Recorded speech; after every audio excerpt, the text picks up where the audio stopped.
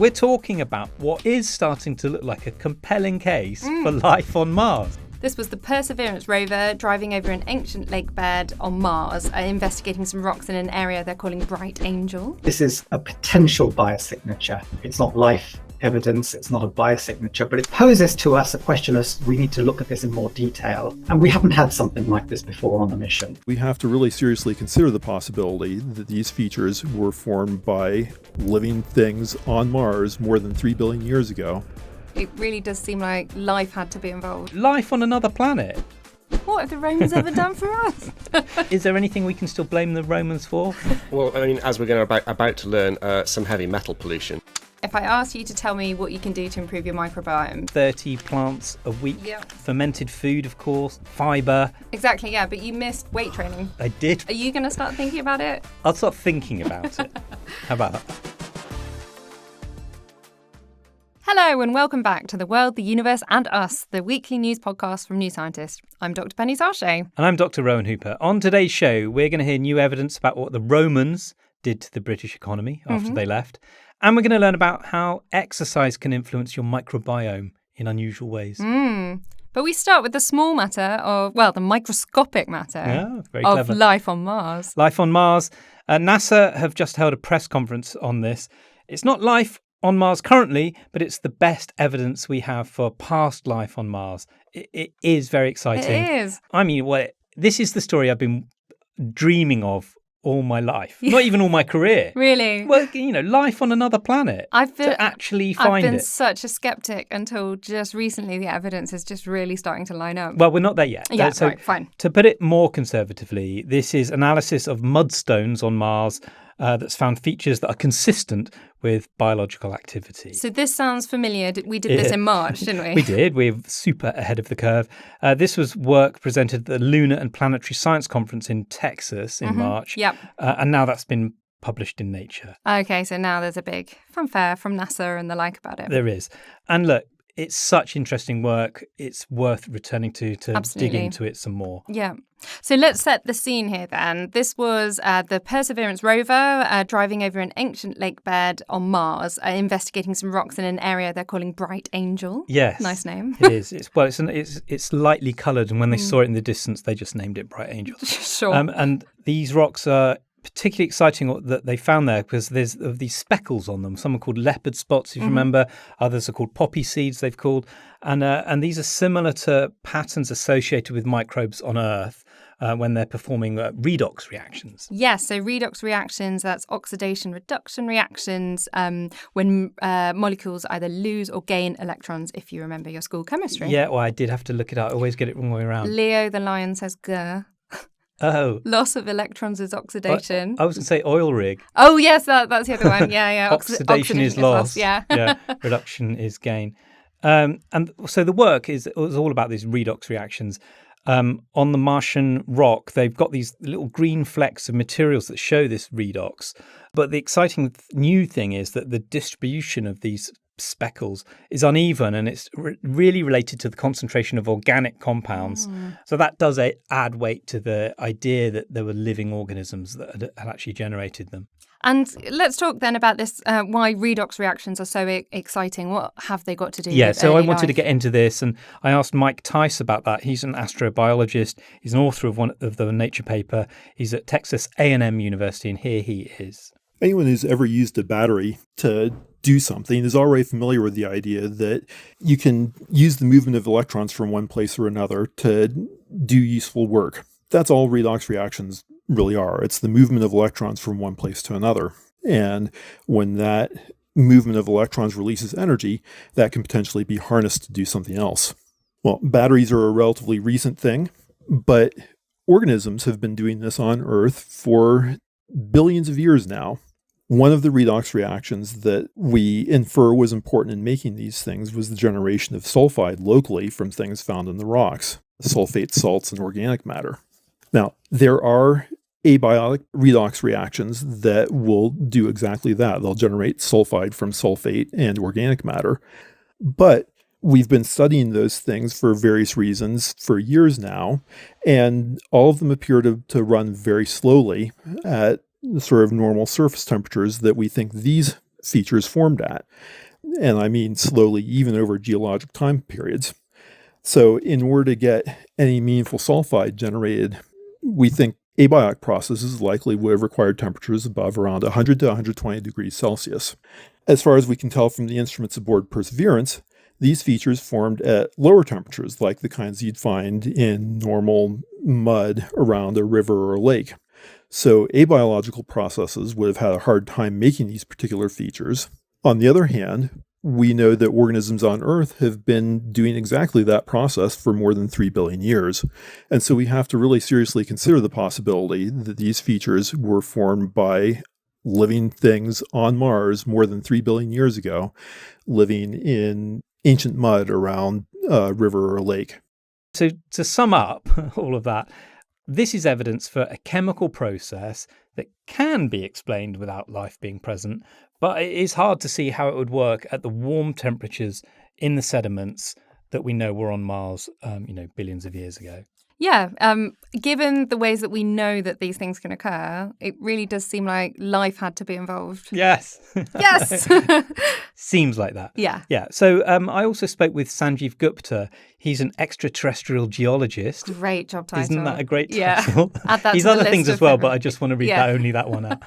Imperial College London. And he's been working on analysing these results as well. And here he is.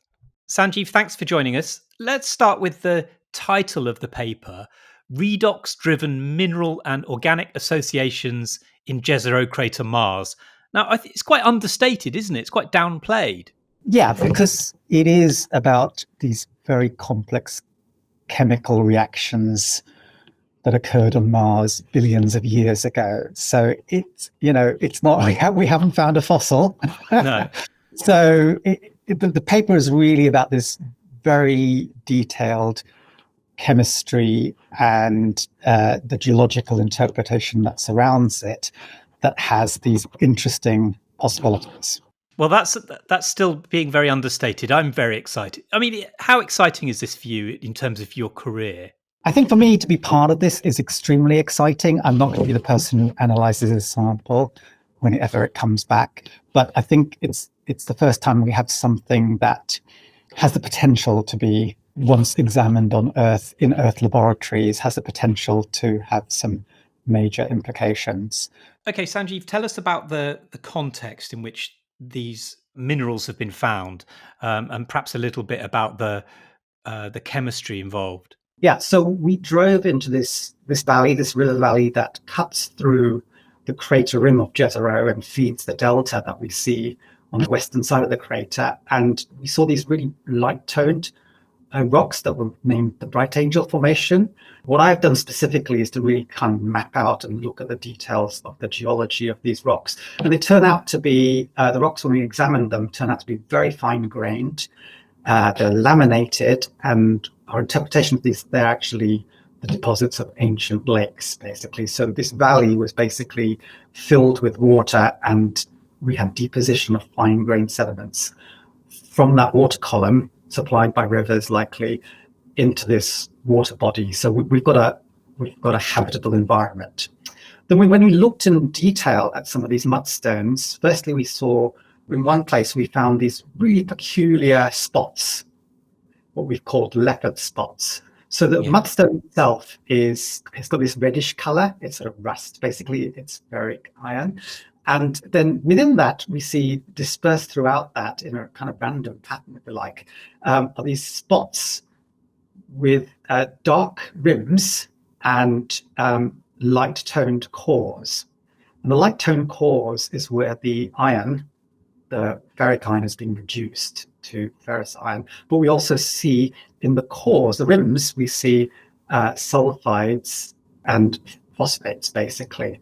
And this is what's the interesting thing, isn't it? Because on Earth, those kinds of redox reactions are associated with life, mostly. Is that right? Yeah, so most people believe that on Earth, when we see these, and they're not uncommon in Earth rocks, going back to what we call them reduction spots, they're typically associated with microbial activity. So the other big part of the puzzle is that also throughout the sediment that we see here, the mudstone, we have the Sherlock instrument, the Raman spectrometer, which look for organics, has discovered organics distributed throughout. Now, organics don't mean life, but carbon compounds, but they're distributed throughout. So they've probably been involved in these redox reactions. And what happens on Earth typically, but there are abiotic mechanisms also, is that microbes will use these organics for energy, basically, and drive these redox reactions, basically. And so the idea in the paper is, and the data suggests that these special minerals, these redox minerals, have been formed because of these redox reactions. Now, what we do in the paper is present two different scenarios. One, an abiotic scenario, which you can create this just without biology. And then another possibility is one that involves biological processes. And so both options are open.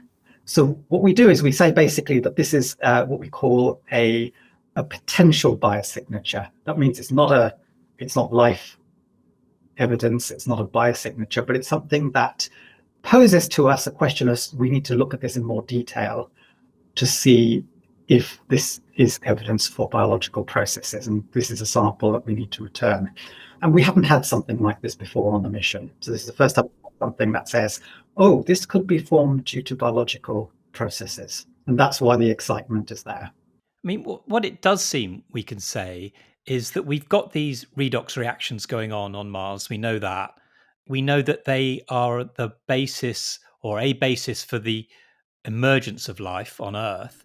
Yeah. So we can't say what's happened on Mars in any detail yet, but we can say perhaps that the chemistry needed for sort of proto-life certainly has been operating on Mars. That's right. And we have the conditions. And I think that's the key, is that the context tells us these are not out of context. The fact that we have, and that's, in some ways, that's really what gave us confidence in this paper, in the results, is that, firstly, we have this environment, that's a habitable environment.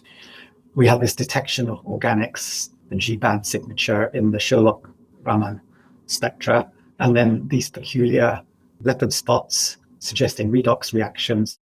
So we really have to get this rock back to Earth. We do. And that's a hot topic at the moment. I did hear that that's the reason why NASA have made this big press briefing about it.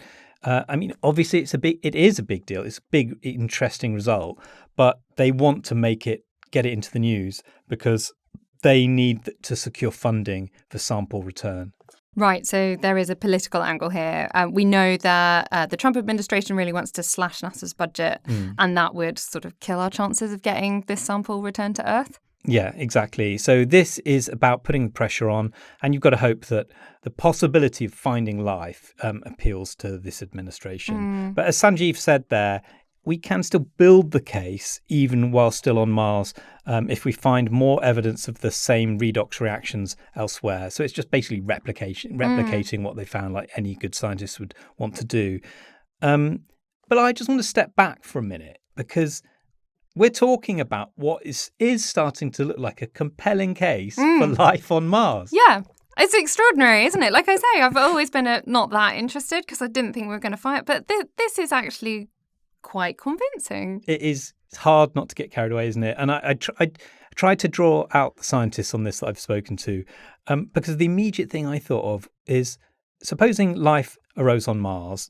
If it did, it's around the same time that it arose on Earth. And then you could think, well, did one seed the other through meteorites, being knocked off the planet onto the next planet? I've been thinking about it a slightly different way. Like, after the birth of our solar system, it's only a matter of time before life arises wherever it can. Yeah. But it managed to continue living here, and it couldn't in Mars, maybe?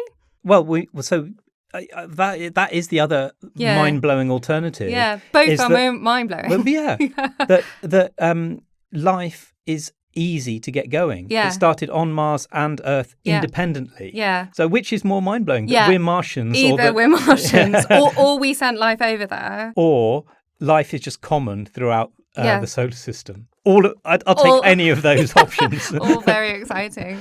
So luckily the scientists are not getting as carried away as we are. That's our job. Not Their surprised. job is to actually find the data first.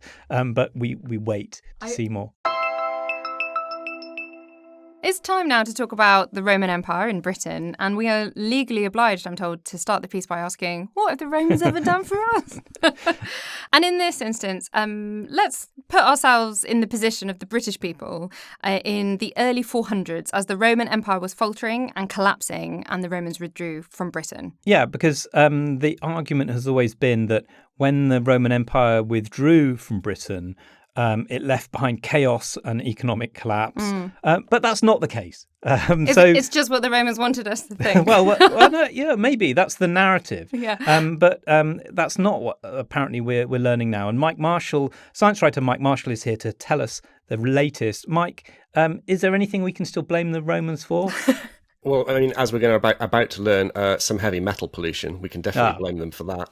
All right, so give us some details, Mike. Yeah, sure. So as you were saying, the narrative that historians have been telling for many years is that as the Romans withdrew from Britain, that basically created chaos. There's no sort of state power. There's no one around to sort of organize everything, and so the result is economic collapse. And there has been some evidence from that from certain kinds of industry, but it's not what we're seeing from this new set of archaeological results, which seems to suggest that, on the contrary, metal production, metal processing went on basically uninterrupted, and if anything, increased. So heavy metal is worthwhile after all? In many respects, Rowan. This comes from an archaeological site at Aldborough in North Yorkshire in the northeast of England. And this was, during Roman times, this was a major town. It was called, and I'm going to mispronounce this probably very badly, Isurium Brigantum. And it was a major sort of like mining area and metals processing area. And the archaeologists have discovered, among many other things there, a silted up riverbed. And this riverbed contains layers of sediment in which are trapped aerosol pollutants from the metal processing. So they can, by sort of digging down through those layers and measuring the level of metal pollution, they can actually track how much or how little metal processing was going on. Wow. So we were polluting our rivers even back then? We were yeah. Oh, yeah. And so they have this incredibly long chronology that goes from about 345 AD to 1779 AD. So from the late Roman period right the way through almost into modern times. Yeah. And very nicely, they can, in the more recent periods where we do have really good historical records, it all nicely lines up.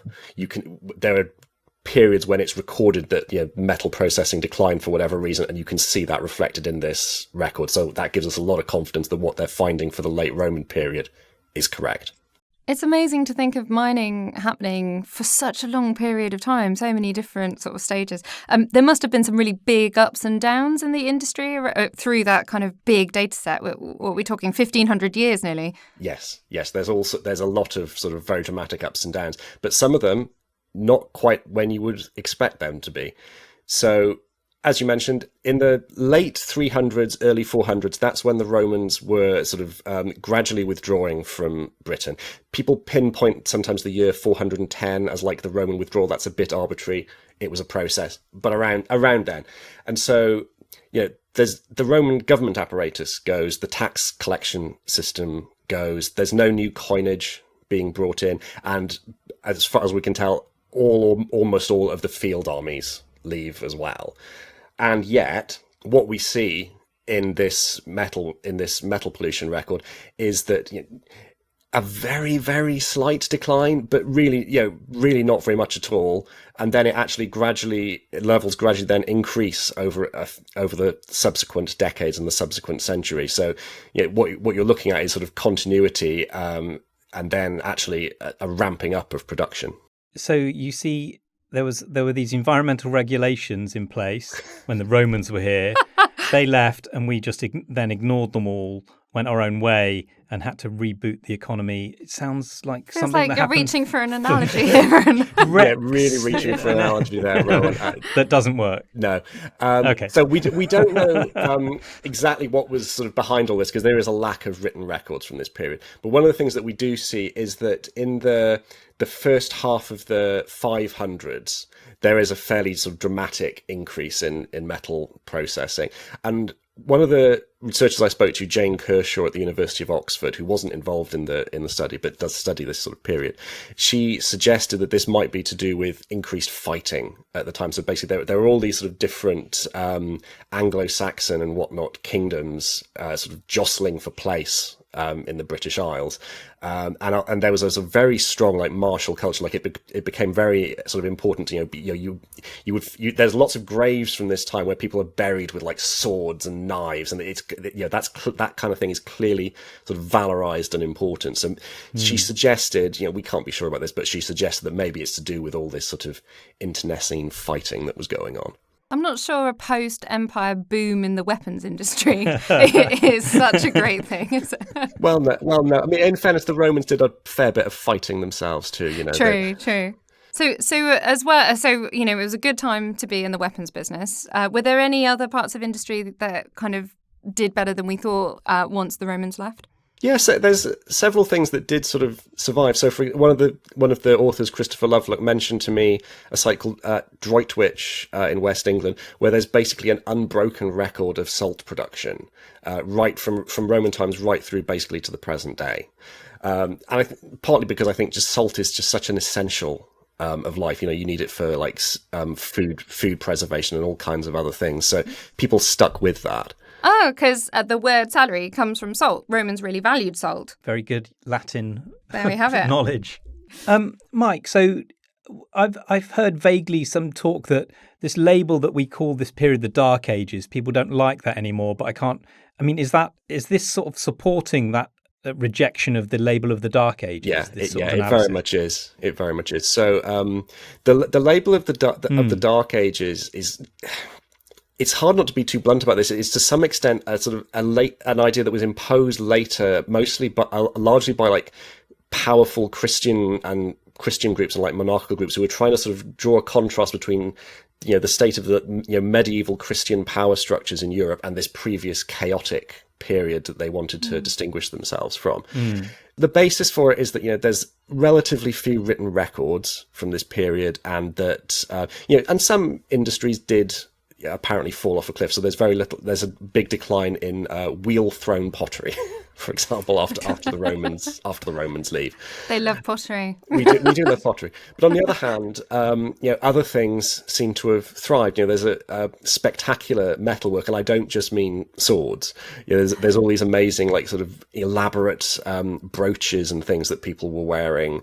If you look at the stuff that was recovered from the Sutton Hoo gravesite, some of this stuff is absolutely spectacular, incredibly intricate, and that's all from the supposed Dark Ages. No, I'm glad. What should we call it now? I've heard scholars call it late antiquity, and that immediately makes it sound more interesting and glamorous. Yeah, because the Christians who came after the Dark Ages did some pretty dark things themselves, right? It's a bit much of them to say it was the Dark Ages before them. Right? One for another podcast, I reckon. Yeah, maybe on another channel. Thanks, Mike. My pleasure. Now, Rowan, I reckon if I asked you to tell me what you can do to improve your microbiome, you'd give me loads of good tips. Maybe not loads, I'd give you some. So, there's this 30 plants a week thing that I try to vaguely follow. Yeah, same. At least, diversify as many plants as possible. And then fermented food, of course, miso, kimchi, yum, as much as that's possible, fibre. Yeah. And the idea with both of those all of those things is to increase the niches available in the food in your gut for bacteria to colonize and so diversify your microbiome. Exactly, yeah. But you missed weight training. I did miss weight training. Yeah. So this is a new finding that people who respond well to a weight training program also see an increase in the desirable gut bugs that they have inside them, including bacteria that produce chemicals that can help protect the gut and reduce inflammation, all the good stuff. Brilliant. Yeah. But how is that connected? Yeah, exactly. Yeah. So apparently we already knew that aerobic exercise, running and the like, does seem to help good microbes grow in our bodies, although it's not fully clear why. There are a few theories. One might be changes in our hormones or our blood circulation have an effect in some way, or maybe exercise produces things like lactate that for some reason shape our microbiome. But anyway, we don't really know why. And we also didn't know if these benefits come from other types of exercise like resistance and weight training. So to find out, a team involving Sven Nansen at the University of Tübingen in Germany recruited 150 sedentary adults. It's probably quite easy to find. Most of us are more sedentary than we should be. And they gave them an 8-week training program that included exercises like things like chest presses, seated rows, other resistance exercises. Gee, I mean, that makes me feel tired, and I'm not that sedentary. How do we know they kept up this regime? Yeah, always tricky with studies like this, but this is one of the cool bits in the experiment. As David Robson reported for us, they used smart strength machines. And what these can do is they monitor your progress and they adjust the weights and the range of motion accordingly. So it's sort of personalized. But at the same time, it logs exactly what you're doing and sends all of that data to the scientists so they know if you really did it or Very not. fancy. Very fancy. And then they had to make them do a poo sample. Yeah, as well. Exactly. If we really want to get to the microbiome, there's always poo involved. Yeah. Everyone had to provide a stool sample at the start, middle and end of this training program. So only 3. That's not too bad. And so they found after all this that weight training, and this, even if it's not dramatic, is somehow good for the microbiome. Well, sort of. It's actually more intriguing than that. They found that the people who responded best to this training program, so their muscles gained the most power, those were the people who also had this beneficial increase in the good gut bacteria. Is there a correlation, causation thing going on here? Yeah, so what's causing what, right? Yeah. So it's possible that those who were really vibing with the program and getting on with it, maybe they started eating more healthily and then that could change their gut bugs. But equally, maybe those that sort of started off with a better starting culture of gut bugs, they might have contributed chemicals that somehow helped with muscle growth. There could be even a sort of two-way street going on. This just kind of adds to a lot of new stuff we're hearing about weight training, the benefits of it. Yeah. Which I've always not turned my nose up, but just not really been interested in. It's not really for me. Yeah. But, as you can tell. Well, I don't like to say Rome, but there is a growing body of evidence that there's all kinds of benefits. And Grace Wade has written about this for us in the past. It's surprising how rapid some of the changes can be if you do start doing weight training. Apparently, a single session of strength training boosts the activity of genes in the muscles involved in dampening inflammation and that kind of thing. And this is really motivating. If you're a beginner, you're likely to feel stronger in only around 3 weeks because your nerves and muscles get better at communicating quite quickly and you really sort of feel that impact. Motivating. It is, isn't it? Well, yeah. I think so anyway. Are you going to start thinking about it? Think of your microbiome. I'll start thinking about it. How about that? But I know you're big on kimchi and stuff, but what I will just point out is another thing I learned from Grace is that the evidence for the health benefits of fermented foods is actually not quite as there as some people might suggest. So the best evidence so far is for yogurt. With things like kimchi, it's actually quite hard to pin down any particular health benefits to them. So yeah, but there's a taste benefit. That's why I eat it anyway. Well, there we go. That's all for this week. You've been listening to The World, the Universe and Us. Do go ahead and subscribe. Spread the word for our show. Thanks for listening. See you next week. Bye. Bye.